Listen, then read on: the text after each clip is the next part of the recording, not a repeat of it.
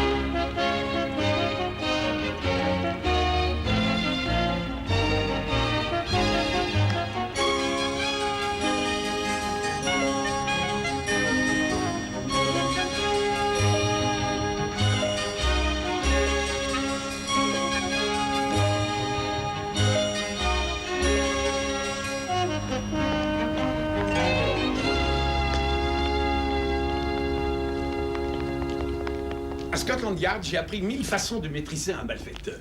N'oublions jamais que la personne arrêtée est un adversaire qui va se défendre et qui a à sa disposition, elle aussi, 1000 manières de nous résister. Et je vais vous donner, mesdames, quelques-unes des recettes que je connais pour vous défendre. Et pour ça, pas besoin d'un arsenal compliqué. Prenons des choses très simples que nous avons tous à notre portée. Appelons ça notre arsenal ménager. Voilà que dans la noirceur de la nuit, un inconnu vous attaque. Nous n'avons que ce modeste petit engin. Nous allons nous en servir comme d'une arme. Et de plusieurs façons. Regardez bien. D'abord pointer. Ensuite sabrer. Et faucher. Agripper. Avouez que je vous ai. Non, soyons sérieux, mesdames. Voyons autre chose. Madame Steinhardt, je crois... vos clés... Un trousseau de clés, ça peut aussi être une arme mortelle. Si on sait comment porter les coups sur un visage. Un geste large dans les deux sens, toujours. Nous allons maintenant faire l'inventaire bien détaillé du sac à malice. Voyons un peu ce qu'il y a dans votre musette. Oui, il est très lourd, monsieur l'inspecteur. Ah, c'est quelque chose. Vous devez aussi avoir des muscles d'acier, madame Columbo. Là, vous avez une arme, un bon coup à la tête, là. Surtout si on le fait tourner, là.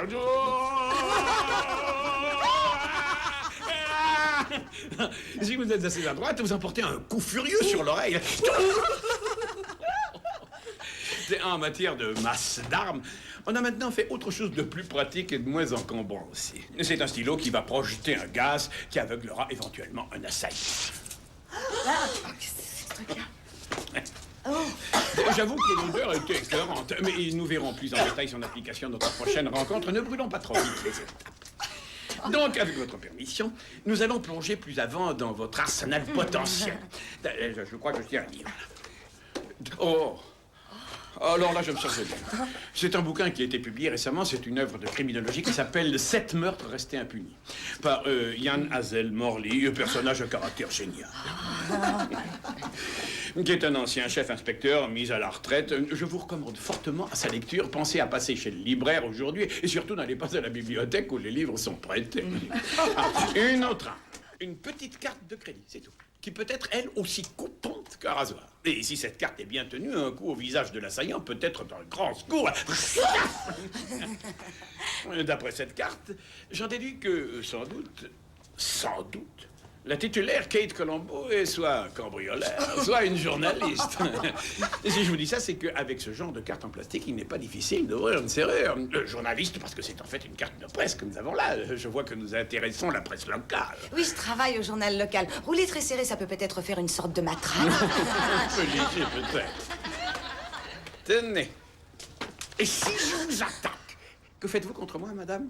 Quel est votre système de défense? Je prends le stylo à gaz Siodoran dans votre poche. Ensuite, je vous en envoie une bonne giclée. Oui, mais celui-là, c'est mon stylo à plume. Alors, il ne vous reste qu'à signer le livre pour vous faire pardonner. C'est la moindre des choses. De la part de l'auteur.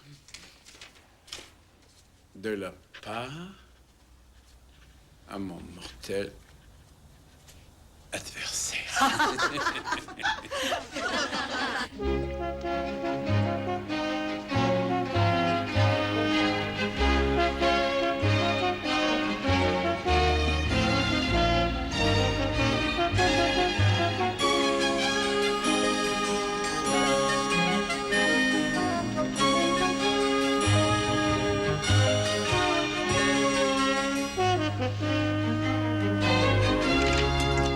Monsieur Carmichael. En effet. Je suis Ian Morley. Monsieur l'inspecteur, entrez, je vous en prie. Je vous remercie d'avoir accepté mon invitation. Je vous débarrasse. Oui, merci. J'avoue, monsieur, que votre appel de ce soir m'a surpris. C'est ce que j'espérais.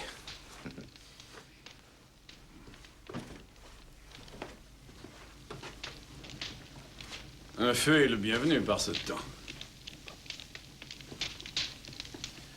Comme je vous l'ai déjà dit, j'ai beaucoup aimé votre livre. Un peu de brandy. Oui, merci. Voilà. Merci. Une compilation très précise de 7 crimes qui n'ont jamais trouvé leur solution.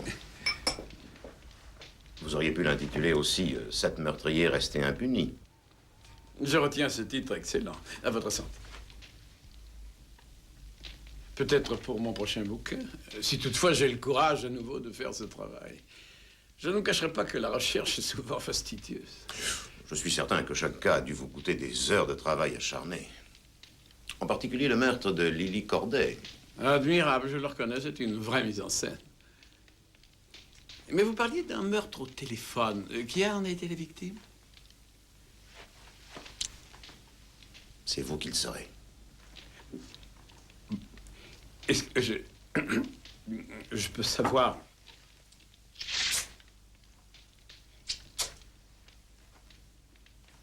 Oh, mon Dieu. Est-ce que ce serait... Vous êtes Carmichael, celui du livre? Vous seriez ce Carmichael? Le meurtre de Lily Corday. C'était un curieux meurtre. Il a des années et des années déjà, oui. Et j'ai cru alors, comme tout le monde d'ailleurs, que l'homme qui l'avait tué s'était noyé un soir dans la Tamise. Et quand la police est venue pour l'arrêter, hélas pour un meurtre qu'il n'avait pas commis... Non, puisque c'était vous, le meurtrier. Où avez-vous pris ce genre d'idée? Mais monsieur l'inspecteur, dans votre livre, si bien renseigné. Une femme qui se prostituait a été, peut-on dire, éventrée par un homme. Cet homme était un jeune politicien. La prostituée menaçait de révéler à la presse leur liaison. Et la police a bien sûr aussitôt conclu, compte tenu de vos relations très précises avec cette femme, Lily Corday, que vous étiez son assassin. Cette affaire a détruit mon existence. Alors elle doit aussi détruire la vôtre, monsieur Morley. Oh, mon cher, vous faites erreur. Je n'ai rien à voir dans cette affaire. Jamais je n'ai eu de rapport avec Lily Corday. Si c'était le cas, jamais je ne serais allé mettre ce meurtre dans un recueil signé de ma main. Cela m'aurait fait beaucoup de tort. Non, mon très cher monsieur Carmichael, votre argument est absurde et je peux vous en donner la preuve. Si toutefois vous abstenez de presser la détente de ce pistolet, ça me demandera que quelques secondes, c'est tout. Je peux écrire quelque chose, ce sera plus facile peut-être si j'écris. Je vous assure qu'en une seconde, vous allez être absolument convaincu. Ah, oh.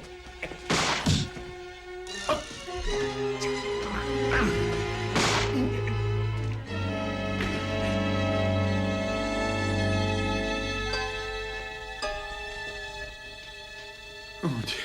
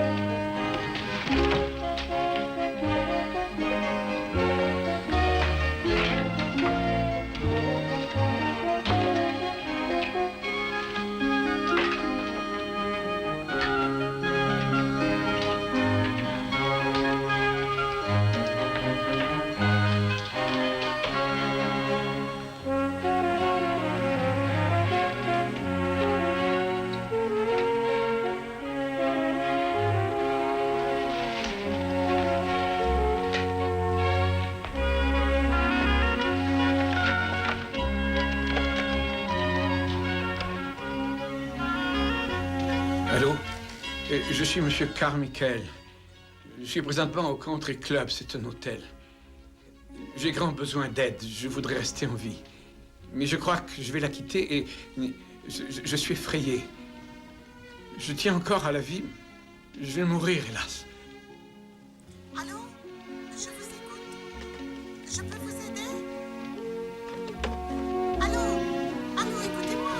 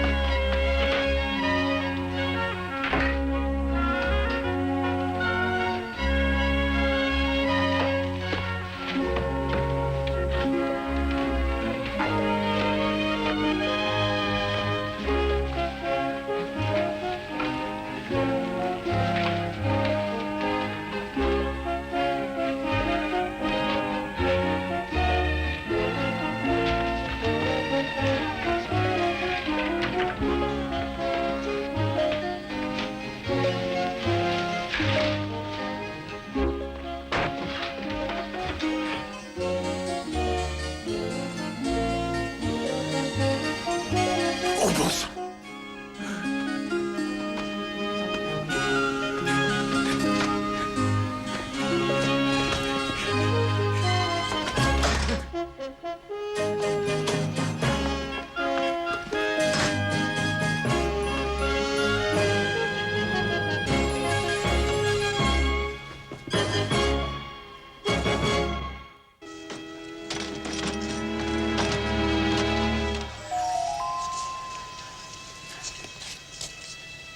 Comment ça, où est-ce que vous l'emmenez? Avec les suicidés, bien sûr. Bon, allez, on rentre, les gars. L'affaire est classée.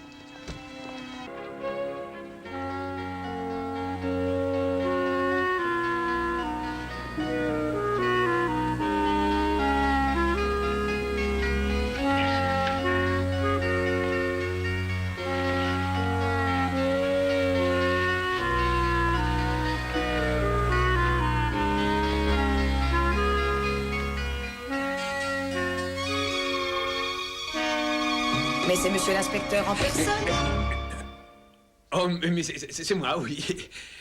Oh, mille excuses. Est-ce que les policiers auraient laissé la porte grande ouverte? Eh bien, sans doute. Enquêtez-vous pour votre propre compte? Oh, non, je n'ai fait que répondre à une simple invitation. J'ai reçu un coup de téléphone ce soir de ce monsieur Carmichael. Oh, il ne s'appelait pas du tout comme ça. Eh ben, pardon? Il semble qu'il ait loué cet appartement au nom de Carmichael, mais son vrai nom serait Sanders. C'est en tout cas ce que j'ai entendu dire par le sergent Boone tout à l'heure. Si j'ai bien compris la rumeur en bas, il se serait suicidé, non? Ce Carmichael ou je ne sais qui. Je ne le connaissais pas du tout. C'est toujours triste de voir une personne mettre fin à ses jours. Quand je l'ai eu au téléphone, il m'a dit qu'il avait d'importantes choses à me dire et il m'a dit de le rejoindre ici à son appartement. Ce n'était pas son appartement. Je saisis mal.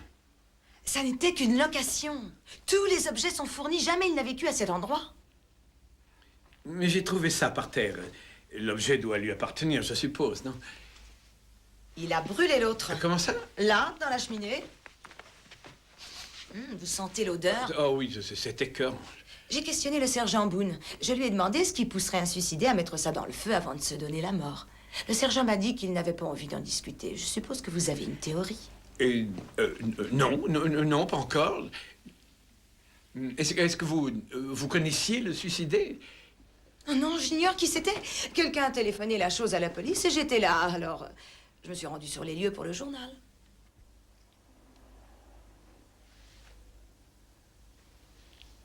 Ah, votre journal local, je sais. Je ne travaille qu'à mi-temps pour le journal. J'ai une petite fille et ça donne du souci. Mais ça doit être intéressant. J'écris souvent sur les réunions de parents d'élèves ou sur les associations féminines. Edith, si nous allions quelque part prendre une tasse de thé, hein? Nous avons rarement des meurtres ici. Des meurtres? Je me demande si c'est vraiment un suicide. Mais pourquoi ne serait-ce pas un suicide, hein? Ces tableaux n'ont pas l'air naturels. Celui-ci, par exemple, et l'autre qui est là, ils ne sont pas à leur place. Je suis sûre que vous l'avez remarqué aussi. C'est-à-dire que ces tableaux sont des reproductions ordinaires, pas très bonnes, c'est vrai. Mais regardez la trace autour.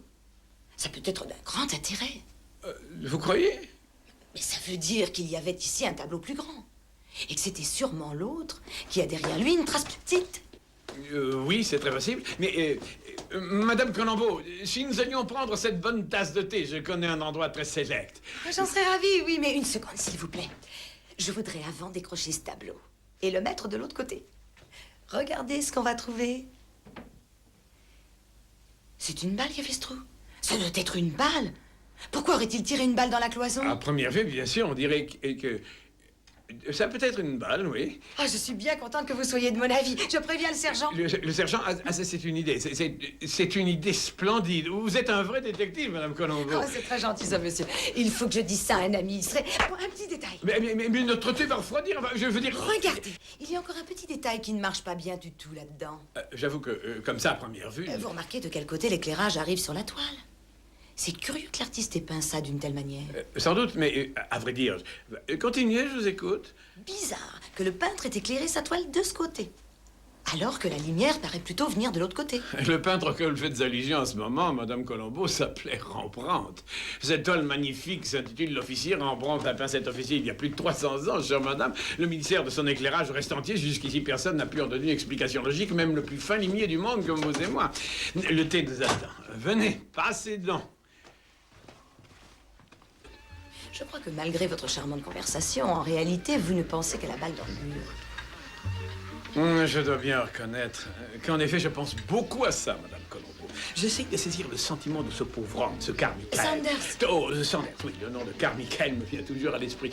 J'essaye de le voir au bord d'un précipice émotionnel. Va-t-il mourir ou bien renoncera-t-il? Que veut-il? Le sait-il à ce moment-là? Veut-il réellement mourir ou lutter pour sa vie? Et alors, sans doute, pour mieux comprendre, il tire une de ses balles dans le mur pour voir. Et ensuite, il décide d'échanger les tableaux, et alors on ne verra plus le trou. Cette balle dans le mur est en un sens... Enfin, la preuve qu'au-delà de son hésitation à se tuer, cet homme avait somme toute l'intention à ce moment-là, l'intention d'en terminer. Et la raison qui l'amenait alors à intervertir l'étoile devait être sûrement le souci de se cacher la chose à lui-même. Oh, ça alors, c'est vraiment de la psychologie, monsieur l'inspecteur. Ça n'est qu'une suggestion. Moi, j'aurais fait une toute autre analyse. J'aimerais que vous me la donniez, chère madame.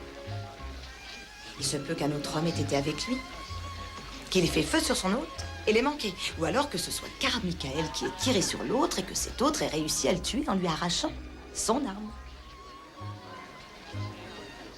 Meurtre, alors? Ce n'est qu'une suggestion. Pourquoi aurait-il téléphoné son intention de commettre un suicide? Et pourquoi mettre à cet instant cette chaussure en caoutchouc dans le brasier? Enfin, c'est insensé. Je crois, monsieur l'inspecteur, que l'affaire vous intéresse et que vous allez m'aider. J'ai l'impression que l'idée de cette enquête vous plaît plus que vous ne l'admettez. J'étais policier si longtemps. J'ai enquêté pratiquement toute ma vie, Madame Colombo.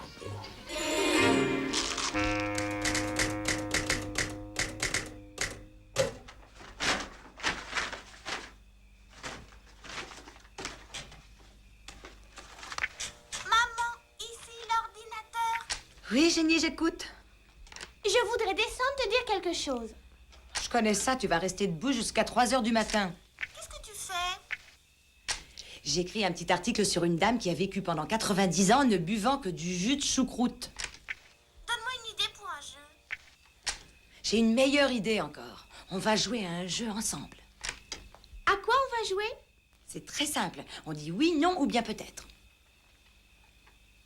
Un monsieur est chez lui, dans sa chambre. Attention, il est chez lui. Et il reste là, sans sortir. Pourquoi? Il fait sa toilette. Non. Est-ce qu'il est tout seul dans la maison? Oui. Ce monsieur est un homme très riche qui a une grande maison. Sa chambre a un ascenseur et l'ascenseur est en panne ce jour-là. Tu connaissais l'histoire? Tu l'as déjà raconté il y a un mois, chérie, rappelle-toi. À toi de raconter. Alors écoute. Il pleut cette nuit-là et un monsieur est dans sa chambre. Il y a un feu de bois chez lui. Et ce monsieur est triste. Alors il prend un de ses snow boots et le fait brûler dans la cheminée. Pourquoi? Est-ce qu'il y a personne d'autre dans la chambre? J'en sais rien. Oui, non, bien peut-être. Peut-être. Ou alors c'est qu'il est gelé, qu'il a rien d'autre que sa chaussure à brûler, voilà tout. Non. Alors c'est qu'il a quelqu'un embêté. Ah, c'est peut-être ça. Sa mère l'oblige à brûler ses snow boots parce qu'il salit tout son parquet en rentrant. Oh, ridicule ton histoire. Alors c'est quoi la réponse? Je n'en ai aucune idée, hélas. Alors c'est un jeu drôlement idiot, je trouve. C'est un jeu qui sert à endormir les enfants. Comme il n'y a pas de réponse, tu n'arrêtes pas d'y penser et tu t'endors. Bonne nuit. Maman? Oui. Je suis sûre que c'est seulement pour faire une blague aux voisins avec l'odeur. Je le sais, Walter adore ça, il fait brûler son ballon de plage. Et ça dégage une odeur? Les gens se sauvent en courant. Ah, ça doit être drôle, sûrement. Bonne nuit, imagine une meilleure solution. Ça m'étonnerait que je trouve.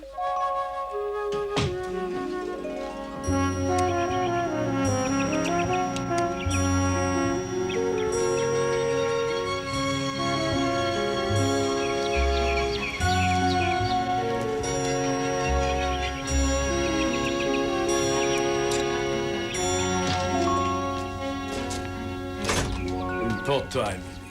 Avec toute mon affection. Oh, c'est très gentil, chérie. Tu en donnes une à Madame Colombo. Oh, sacre... Oh, excuse-moi, je me suis piqué les doigts avec une épine de rose. Oh, Je suis désolé. va t'asseoir près de Madame, je sers le thé.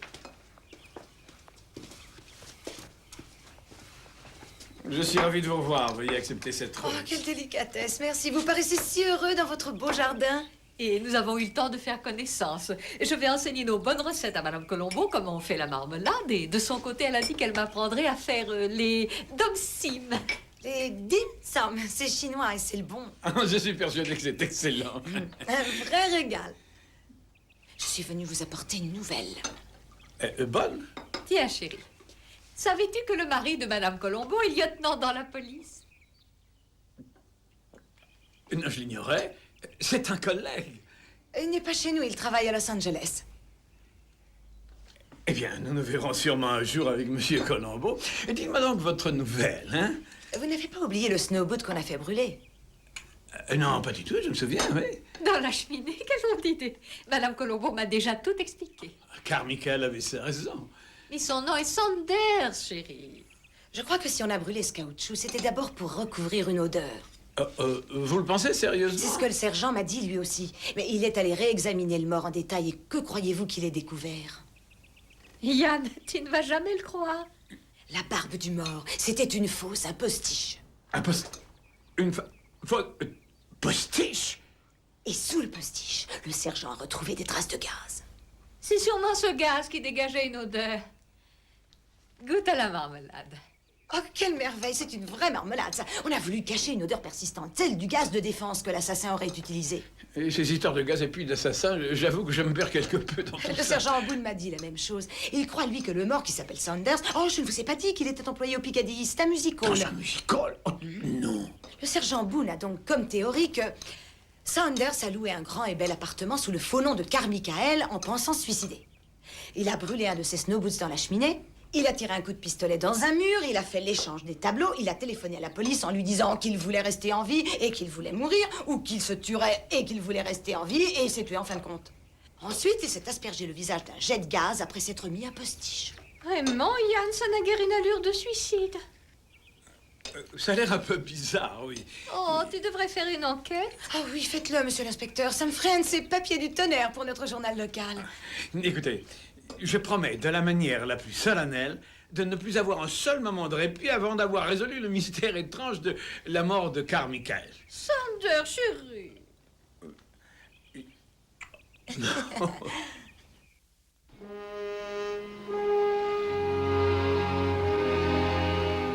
Jus de choucroute.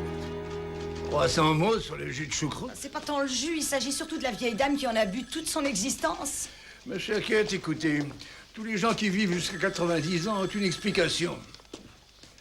Quand j'étais encore au tribunal, j'ai connu un vieux qui prétendait n'avoir bu du bouillon de peau de banane. Coupez-moi la choucroute en deux, on remplacera ça par 100 mots sur autre chose. Par exemple, les machines à laver. Entendu, chef.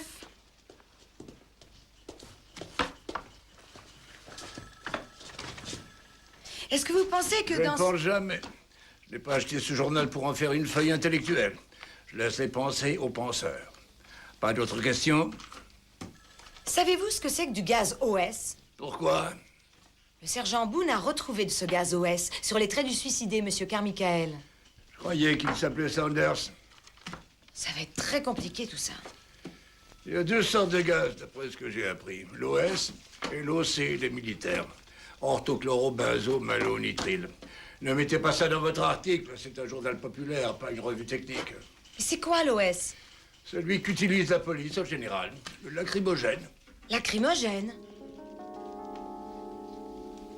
Mais alors?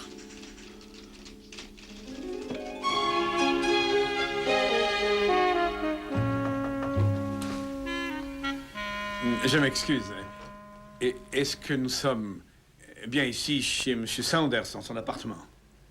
C'est bien ça? Oui, je suis Morley. Ian Morley. Ah, vous êtes l'inspecteur? Oui, mais à la retraite. Oh, alors soyez le bienvenu, mon cher collègue. Entrez, je vous en prie, entrez. Je suis le sergent Boone. Très heureux. Et Madame Colombo m'a dit beaucoup de choses sur vous, monsieur. Eh bien, cher monsieur, elle m'a aussi très souvent parlé du travail que vous faites. Et elle voudrait que je prenne quelque intérêt à l'affaire Saunders, mais à condition que vous m'y autorisiez. Vous m'en verriez très honoré. Voilà déjà au moins de quoi réfléchir. Des snowboots. Ça appartenait à Sanders, semble-t-il. Oui, c'est probable. Je les crois à première vue de la même taille que celui qu'on a trouvé brûlé. Qu'est-ce que vous en dites? Vous avez raison. Je me demandais à l'instant si c'était une coïncidence. Ou si c'est important. Disons, si ça devait être important, se pourrait-il que ce soit une coïncidence? C'est la question que je me posais. Mais d'un autre côté, est-ce que ce serait une coïncidence si le fait était d'importance? Là, on pourrait dire que c'est d'un côté bonnet blanc et de l'autre côté blanc bonnet, hein? Ah, oui. Je saisis votre pensée, oui. Eh bien, faisons donc un tour. Pour dire la vérité, nous avons déjà tout fouillé par ici. Et mon premier rapport conclut au suicide. Seulement, si on tient compte de faits comme le postiche et le gaz sur le visage, la balle dans la cloison, ça change évidemment la version première qui concluait au suicide. Bien sûr, mais nous allons chercher, sergent.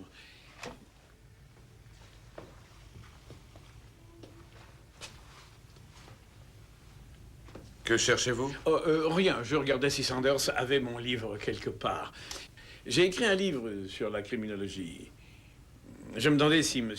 Sanders pouvait en avoir un exemplaire chez lui. Ah, c'est bien les 7 meurtres restés impunis. C'est ça, oui. L'avez-vous lu, sergent? Non, pas encore. Mais Madame Colombo a été d'un tel enthousiasme pour me le décrire que je vais le lire. Elle-même le relit une seconde fois, d'ailleurs. Elle le relit? Bien, je suppose que ce bouquin se trouve quelque part. Ah non, il n'y est pas, j'ai regardé. J'ai passé la pièce au peigne fin et je l'aurais vu s'il y était. Ça n'a pas d'importance. Je pense au contraire que ça en a. Mais pourquoi ça? Madame Colombo a dit que M. Saunders vous avait appelé au téléphone le soir de sa mort pour vous parler de cet ouvrage. Ah, c'est exact, oui, c'est exact. On peut supposer qu'il en avait un ici. Ah, mais c'est une évidence, oui. Oui, mais comment n'ai-je pas pensé à ça?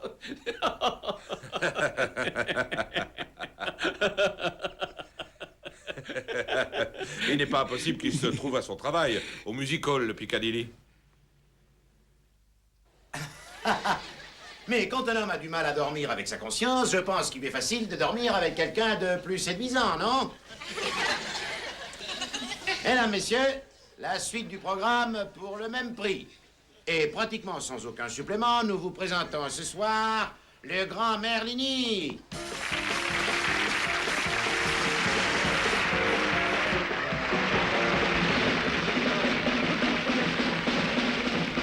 Du calme! Merci, Miss Décibel. Maintenant que vous pouvez m'entendre, je vais demander de l'aide à une personne de l'honorable assistance. de l'assistante publique. Voyons. Je vais me rendre auprès de vous, si vous le voulez bien, et je vais choisir une personne au hasard pour la nommer volontaire. Bon, ça, on s'en pas le soir, n'est-ce pas? Vous tenez-vous un peu. Bonsoir, madame. Je vais de trouver une jolie volontaire. Je vous l'amène. Regardez. Elle a dit oui tout de suite. Miracle. Moi, à qui on dit toujours non. Venez de ce côté. Pas de panique. D'abord, un très grand bravo pour la ravissante créature.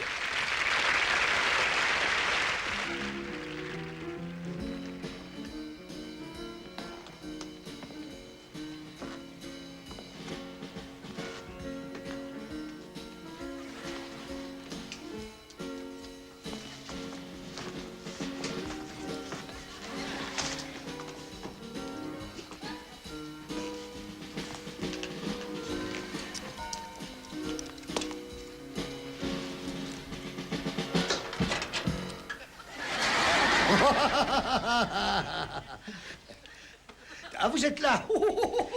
Ah, je vous conseille de regarder avec une grande attention mon assistante, qui note les nombres que vous lui avez dictés. Je vous montrerai alors le numéro le plus sensationnel du siècle, ce numéro qui a fait rire le prince de Galles, le marquis de Passe-Montagne. Il est vrai que ces gens-là rient pour rien ou presque.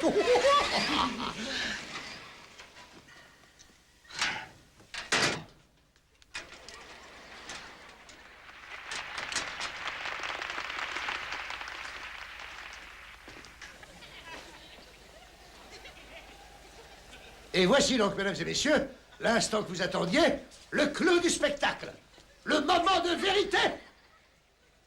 Quel est le chiffre? Quel est le numéro secret, monsieur? Le chiffre secret, je le vois. Le 7. Aurais-je failli? Quoi? Eh ben, j'étais pas loin. Ah, c'est très drôle. C'est très amusant. Mais quel malheur d'avoir une femme qui ne sait pas compter. Enfin, c'est amusant, son truc-là. On peut sûrement lui faire tous une ovation. Allez, vite! N'allez pas la gâcher maintenant, hein, mesdames et messieurs.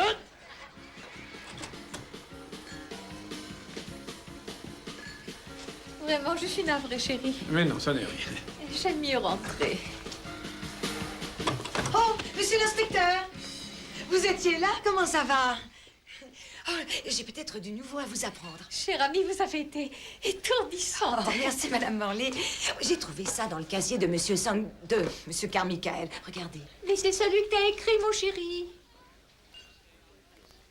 Le casier était fermé? Ah non, il était ouvert. Mais dès que j'ai eu le livre, j'ai refermé le cadenas. En effet, c'était plus sage. Je ne saisis pas le sens de la démarche. Avez-vous... Oh, excusez-moi. Il manque un chapitre à l'ouvrage, là. Il semble qu'on ait arraché toute la partie sur le meurtre de Lily Corday, dans lequel l'homme qu'on soupçonnait, celui qui s'est noyé, paraît-il, s'appelait... Carmichael. Vous savez tout, monsieur l'inspecteur. Je n'ai pas une chance contre vous, je le sais. Nana, Dimson, fait à la maison. Oh, il ne fallait pas, c'est trop de travail. Oh, mon mari les adore, mais il sera en retard ce soir, je regrette. Oui, c'est dommage. Mais j'ai encore une autre surprise pour vous, cher monsieur. Vous avez écrit que ce politicien qui a, semble-t-il, assassiné Lily et qui s'est noyé dans la Tamise s'appelait Carmichael. C'est en effet ce que presque tout le monde a cru. Ce n'est pas tout à fait exact. Ce n'était pas lui, pas le politicien, c'était un autre. Et celui-là, cher, il serait toujours en vie. Jamais nous n'avons trouvé la preuve, chérie. On a donc supposé que l'assassin, ce monsieur Carmichael, s'était noyé et il ne s'est jamais noyé. Et pourquoi ça? Regardons un peu cet exemplaire. C'est celui de monsieur Carmichael, bien sûr. À la table des matières, on remarque ici que le meurtre de Lily Corday a été annoté. I am the murderer. Je suis le meurtrier. I am the murderer. C'est un aveu, non? Mais est-ce lui qui l'a écrit? Carmichael a sûrement écrit ça. C'est le même Carmichael qui est supposé s'être noyé, mais qui est venu s'installer ici à Los Angeles. L'affaire est réglée. Il aura vécu dans le remords toutes ces années. Et puis le livre a été édité. Et il aura voulu vous faire sa confession. Une vraie confession, oui. Oh, je m'excuse, j'ai tendance à m'emporter. Ainsi donc, le remords le ronge et il a peur des suites. Le pauvre est tout retourné. Il sait bien que toute son existence est ruinée. Le pauvre ne voit plus qu'une solution, le suicide. C'est d'une indéniable logique, tout ça. C'est donc le sergent Boone qui avait raison, en un certain sens. Carmichael s'est donc bien tué. Il s'est aspergé d'un peu de gaz et puis il s'est collé à postiche.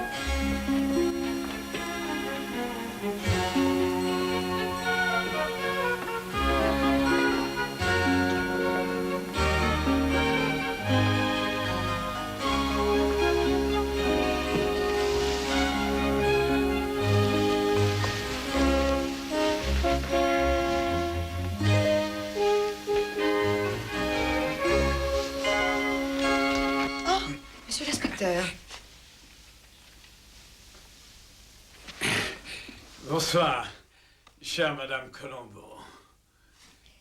J'ai d'autres nouvelles très intéressantes. J'en suis certain, très cher. Pour votre prochain livre. Le meurtre absolument idéal. Une merveille dans le genre. Eh bien, je vous écoute. Où avez-vous trouvé ce crime? Un temps perdu, en somme. Pendant mes heures de travail. Racontez-moi ça. C'est l'histoire de Carmichael. Saunders. Carmichael, c'était le nom qu'il avait en Angleterre. Il s'en est à nouveau servi quand il a loué l'appartement, dans le but évident de rencontrer ici l'homme qui, des années plus tôt, avait assassiné cette Lily Corday. Alors, ce politicien aurait été ici, à Los Angeles. Vous avez dit à votre femme qu'il n'était plus politicien du tout. J'y étais présente. Je crois que je vois votre point de vue. Carmichael se met un postiche, avec l'idée, sans doute, de vengeance. Il dit qu'il est à son visiteur.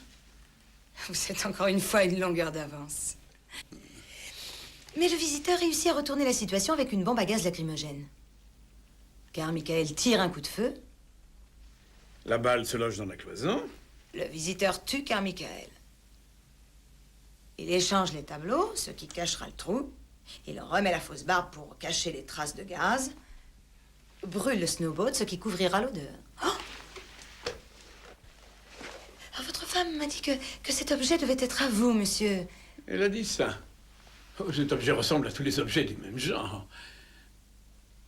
Il va falloir m'en dire davantage. L'homme qui a tué Carmichael ce soir-là, est-ce celui qui a tué Lily Corday? Je crains que ce ne soit très fantaisiste et conduise à la confusion, Madame Colombo. Carmichael est bien le meurtrier de Lily. Il l'a écrit dans le livre. Nous l'avons même lu ensemble. Il a bien écrit en rouge, je suis le meurtrier. C'est ce qu'il a écrit, c'est exact. Mais j'ai autre chose là, monsieur l'inspecteur. J'ai eu ça à la bibliothèque. Des copies d'articles qu'on lisait dans la presse britannique ces dernières années. On parle souvent de vous, monsieur l'inspecteur. On vous y appelle l'inspecteur IAM. Regardez. IAM, encore. Encore IAM. On ne vous désigne que comme ça. Vous étiez un très fameux enquêteur, monsieur l'inspecteur Ian Hazel Morley. IAM. Donc, ce qui est écrit là, I am the murderer, ne signifie pas je suis le meurtrier, mais IAM, Ian Hazel Morley, est le meurtrier. Supposition, rien de plus, je le crains. Rien de sérieux. Oh, jusqu'ici, oui, mais bien entendu, je peux produire autre chose. J'en ai pas une seconde. Un livre sur la peinture? Sur Rembrandt, oui. Je crois que vous allez être très fiers de moi.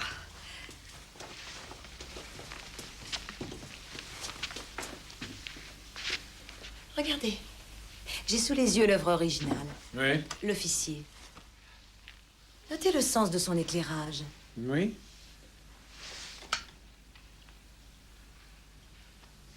J'ai tout de suite été très intriguée. Sur celui-ci, il y a une sorte d'ombre sur le visage. Ça peut être simplement une erreur commise lors de la reproduction. Ah, c'est aussi ce que j'ai cru, je le reconnais. Mais ensuite, en y pensant bien, j'ai changé d'idée. Il a fallu que l'on y mette quelque chose pour que les ombres soient altérées de cette façon. Ce quelque chose doit y être encore. Regardez. Votre stylo à gaz. Vous voyez? L'ombre a disparu.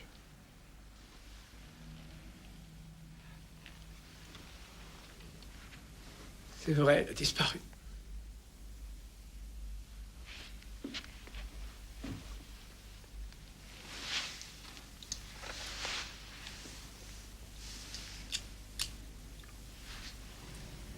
Votre stylo, monsieur l'inspecteur. Vous avez donc tué Carmichael. Et aussi une certaine Lily Corday. C'est drôle qu'en une telle circonstance, Madame Colombo, je ne me sente pas vraiment le responsable de ces deux meurtres. Oh. Je suis sûre que vous êtes un homme très gentil.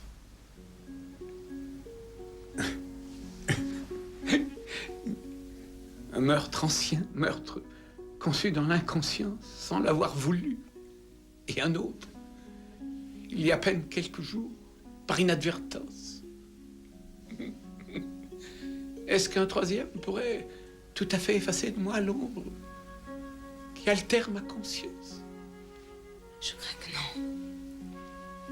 Non, ce serait inutile.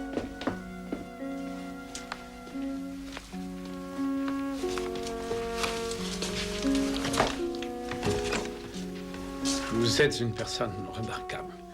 Vraiment remarquable. Venant de la part de IAM, ce doit être un joli compliment. Je pense que vous avez passé la totalité de ces informations aux policiers. Le sergent Boone est au courant. Alors, je me demande tout à coup si je pourrais disposer, avec la permission des autorités, d'un peu de temps, disons 1 heure ou 2, pour expliquer à Émilie la situation dans laquelle je me trouve. Ensuite, j'irai voir le sergent Boone. Il faut bien que vous lui racontiez la dernière de vos enquêtes, n'est-ce pas, monsieur l'inspecteur?